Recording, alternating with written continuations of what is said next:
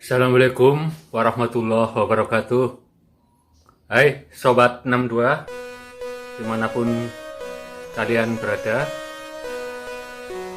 Saat ini kita ketahui bersama bahwa dunia sedang dihebohkan oleh sebuah virus yang dinamakan dengan novel corona, dengan penyakitnya yang disebut sebagai COVID-19 atau coronavirus disease, di mana penyakit ini gejalanya hampir sama dengan influenza atau pilek, tetapi dapat menimbulkan kematian apabila tidak ditangani secara cepat dan tepat. Dan yang paling mengkhawatirkan, kabarnya jenis virus ini belum ditemukan obat atau vaksinnya. Jadi masyarakat mencari alternatif lain, yaitu dengan mengkonsumsi obat-obat tradisional yang terbuat dari jahe, kunyit, dan temulawak. Itu juga baru masih sebatas coba-coba atau asumsi, belum diteliti kebenarannya lebih lanjut. Mungkin sebagian dari pemirsa sudah tahu bagaimana bentuk dan manfaat dari kunyit atau kunir dan jahe. Tapi untuk temulawak, banyak orang awam yang belum mengetahui bagaimana bentuk tumbuhannya dan sering keliru ketika sedang mencari temulawak atau yang lainnya di kebun-kebun atau di pinggiran hutan. Jadi saya berusaha untuk menunjukkan bagaimana bentuk pohon temulawak. Nah ini, kalau yang ini adalah pohon kunci, atau biasa orang sini sebut pohon kunci. Daunnya seperti ini, agak membulat, tidak terlalu lebar. Panjangnya sekitar 20 cm sampai 30 cm. Terus lebarnya sekitar 10 cm sampai 15 cm. Ini bentuk rumpunya seperti ini, ada kemerah-merahan.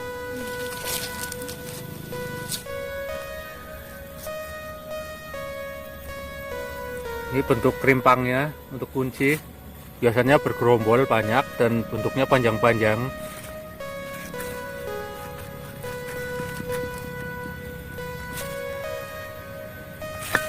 Tinggi pohon kunci ini juga bervariasi tergantung kesuburan tanah.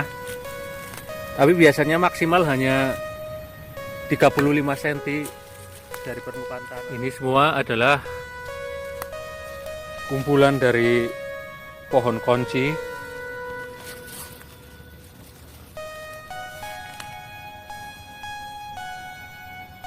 Biasa dimanfaatkan buat bumbu sayur, biasanya sayur bening. Kalau daerah Surabayaan itu suka pakai ada kuncinya, terus bisa buat pupuk pada saat orang habis melahirkan, yaitu dihaluskan dan diletakkan di kening dari orang yang habis melahirkan atau juga pada bayinya. Kalau ini adalah pohon lengkuas atau laos, biasa dipergunakan sebagai bumbu masak, bisa juga untuk obat kurap atau panu.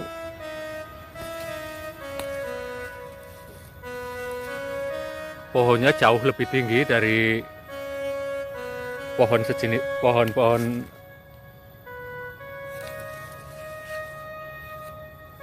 jamu sejenisnya. Ini tingginya bisa mencapai 3 meter kalau tanahnya subur. Kalau yang ini adalah rebung dari pohon bambu raksasa atau Kalau di sini bambu petung namanya, pring petung. Ini pertumbuhannya dalam sehari bisa mencapai 1 meter. Termasuk tumbuhan yang paling cepat tumbuh yaitu bambu.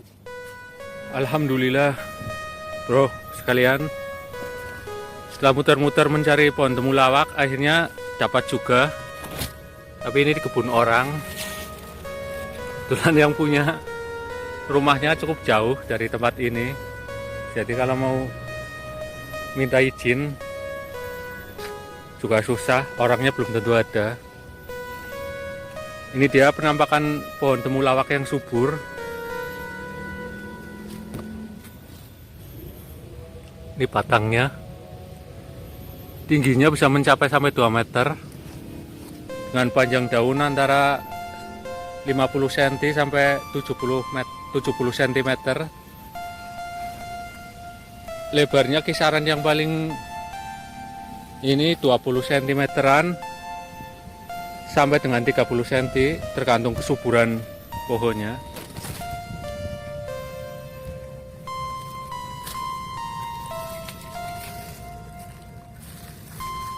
Jadi ini adalah bentuk umbinya dari temulawak.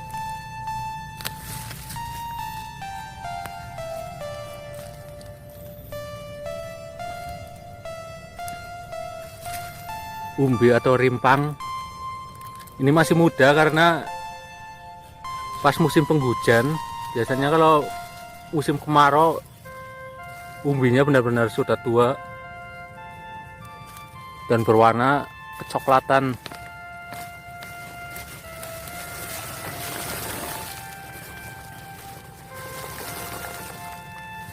Buat yang punya kebun, mohon maaf saya tidak meminta izin dalam mengambil pohon temulawak ini, karena ini hanya sebagai contoh saja biar masyarakat tahu bagaimana bentuk temulawak. Nah, sobat 62 sekalian, inilah penampakan dari temulawak yang sudah dicuci. Ini temulawak yang sudah lumayan tua, berarti biasanya dari musim sebelumnya ini terbentuknya. Dan ini yang masih ujungnya putih-putih ini masih muda, ini masih bisa membesar.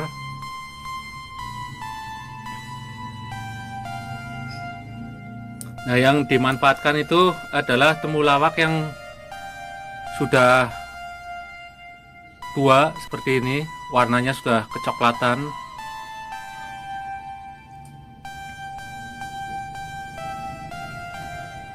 Kalau diiris udah cukup keras.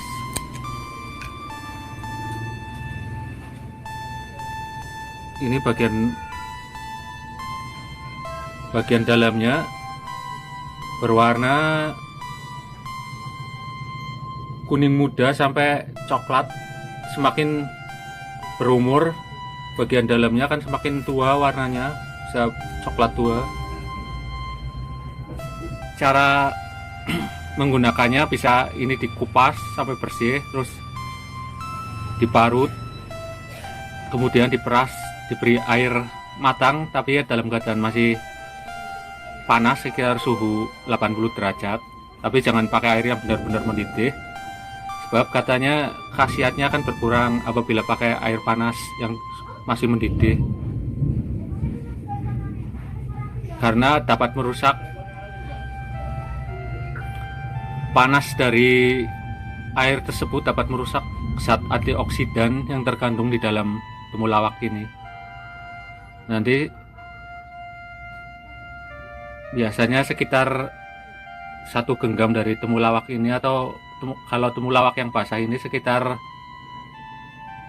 50 gram lah, diparut, sudah dikupas, diparut, diberi air matang, terus diminum. Kalau agar lebih tahan lama, sisa dari temulawak bisa diiris-iris, terus dikeringkan di bawah sinar matahari. Atau kalau sekarang kan susah, sedang musim hujan, Bisa juga di open dengan suhu 80 derajat sampai kering. Diiris-iris tipis seperti membuat keripik kentang. Nanti cara pemakaiannya yaitu sekitar 10 irisan diseduh di satu cangkir yang berukuran sekitar 250 cc airnya. Biasa dengan air panas tapi di bawah 80 derajat Celcius. Jangan lupa airnya harus air yang matang. Dan diminum untuk pencegahan bisa sehari sekali, dan untuk tahap pemulihan atau pengobatan bisa sehari 2 kali, pagi dan sore hari. Sebetulnya banyak yang salah paham tentang virus corona ini. Katanya bisa disembuhkan dengan jahe, kunyit, atau temulawak. Padahal virus itu belum ditemukan obatnya, juga vaksinnya. Dan virus itu juga biasanya akan mati dengan sendirinya apabila kita mempunyai kekebalan tubuh. Sama juga seperti virus influenza pada umumnya, berjangkit beberapa hari terus hilang sendiri. Jadi obat yang diminum itu biasanya hanya sekedar menghilangkan panas atau demam dan menghilangkan alergi saja. Dan fungsi dari kunyit, temulawak, dan jahe tersebut sebenarnya hanya sebagai stimulan untuk merangsang kekebalan tubuh atau menambah daya tahan tubuh dari berbagai macam bibit penyakit, termasuk virus corona tadi. Karena menurut penelitian ahli yang saya lihat di televisi, menyebutkan bahwa